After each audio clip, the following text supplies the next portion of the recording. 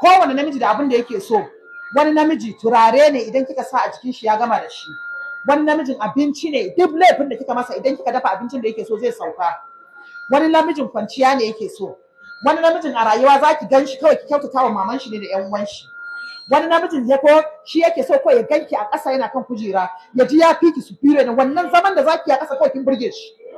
Sai ki je na magana kina zuba mishi ana yallaɓai yallaɓai, Allah ya taya maka, Allah ya taya maka.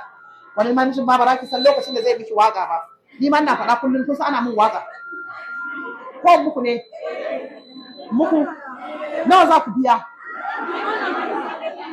Muku ni ma miji yana min waƙa.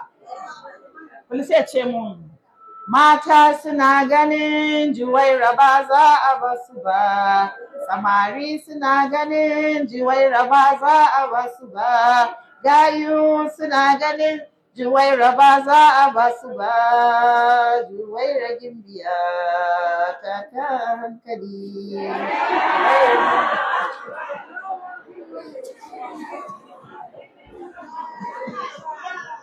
Muna ganewa?